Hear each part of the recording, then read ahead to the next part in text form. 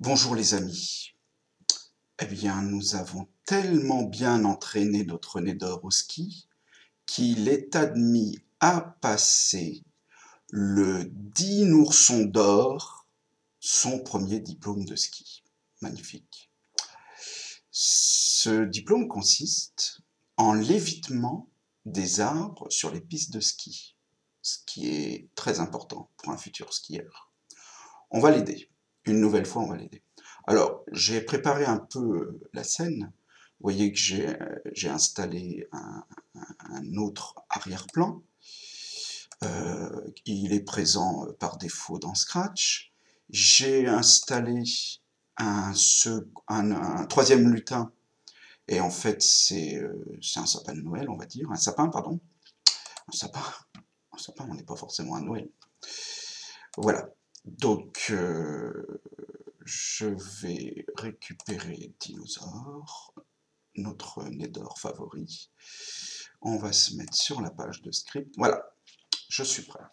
Alors déjà, avant de commencer, pour pouvoir faire du ski, il faut démarrer du sommet de la montagne. Alors vous voyez ici, vous voyez les coordonnées actuelles de la position. Alors vous vous rappelez, c'est le dos, le sommet du dos, de Nédor. Il est en abscisse moins de 100 et en ordonnée 100. Alors regardez le pointeur de la souris, on voit que ici, on voit aussi les abscisses et ordonnées du pointeur de la souris. Voilà, ça peut être très pratique. Et donc là, on est bien à environ moins de 100. Alors, j'ai préparé également la position à chaque fois qu'on fera tourner le programme. On lui demandera de remonter au sommet de la montagne en allant à x égale à moins 200 et y égale 100. Alors, ce qu'on va faire, on va avoir 2-3 faits nouveaux à réaliser. On va créer ce qu'on appelle une variable. Une variable, c'est une case en mémoire dans laquelle on peut mettre la valeur qu'on veut. Cette mémoire va me servir à savoir si Nédor est à proximité. Alors on va tricher un petit peu, ça va être quand il va commencer à toucher l'arbre, mais vous allez voir, une petite astuce nous permettra de rendre ça invisible. Donc je vais créer une variable en cliquant sur créer une variable. Je vais l'appeler, par exemple, je l'appelle comme je le souhaite, je vais l'appeler toucher. Et en fait, cette variable, lorsque vous voyez, elle apparaît ici. La première valeur, la valeur initiale, ça sera 0. Mais je vais quand même le repréciser. Donc je vais, alors attendez, on va aller dans données, donc montrer, mettre, voilà, lorsque je redémarrerai le programme, je réinitialiserai la variable touchée à 0. Voilà. Et lorsque Nédor touchera le sapin, ben on mettra la variable touchée à 0. Vous verrez plus tard pour quelle raison. Alors on ne va pas glisser comme la dernière fois, on va descendre tout doucement de 10 pas en 10 pas. On va utiliser la boucle répéter jusqu'à, alors jusqu'à ce qu'une condition, une certaine condition soit intervienne. Et en fait, les conditions qui nous intéressent pour la plupart du temps se trouvent dans l'onglet opérateur.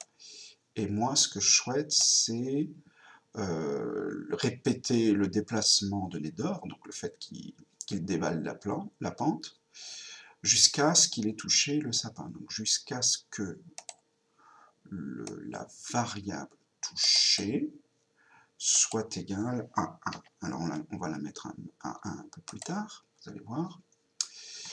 Ensuite, bah là, je vais lui dire donc de se déplacer.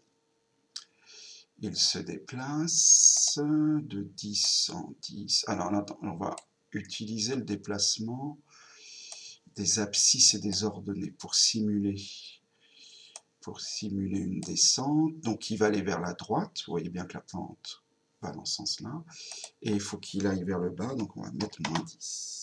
Voilà. Ensuite, on va vérifier s'il est à proximité, ou s'il est sur le sapin. Et pour la première fois, donc, on va utiliser un test. Alors un test, ça démarre par si, puis alors, parfois il y a des sinon, mais là, nous, on va utiliser uniquement un si alors. Alors, on le met juste après. Une fois qu'il a descendu, il faut que je sache s'il est à proximité de la larve. Quelles conditions je vais bien pouvoir mettre là-dedans? Alors, j'ai le choix, j'ai beaucoup de choix, mais je vais utiliser un capteur. Et je vais repérer, en fait, je vais repérer l'arbre à travers sa couleur. Vous voyez, c'est le seul vert, ce vert-là, est le seul qui soit présent dans la scène. Donc, il n'y a pas de risque d'erreur. Alors, je vais me mettre ici. Si la couleur touchée est... Alors, la couleur touchée, je ne vais pas mettre vert, parce que je ne sais pas si c'est le vert de Nédor ou le vert du sapin. Je clique sur la couleur, et en fait, en cliquant, en amenant le pointeur sur la couleur souhaitée, je valide mon choix. C'est extrêmement pratique. Ensuite, qu'est-ce que je vais faire? Alors, pour simuler le fait qu'il n'ait pas atteint le sapin, qu'il n'est pas touché, comme tout se passe très très vite, je vais lui demander de reculer horizontalement, on va dire, de 20. Normalement, ça doit donner une bonne sensation. Puis, c'est à ce moment-là que je vais mettre touché à 1, parce que officiellement, il a touché le sapin, mais nous, c'est juste pour donner l'illusion. Mais dans le programme, il aura effectivement touché le sapin. Eh bien, écoutez, on va tester pour voir si notre jeune Nédor va être récompensé par un dinourson d'or. Je vais agrandir ça, ça serait dommage de ne pas voir. Alors vous voyez, on va voir, vous pouvez observer en même temps la valeur de la variable touchée, qui lorsqu'il va atteindre le sapin, normalement, si tout se passe bien, devrait prendre la valeur 1. J'enclenche. Et voilà, bah, ça a parfaitement marché. Il a réussi l'épreuve. Il a son dinourson d'or. Trop fort, Nédor.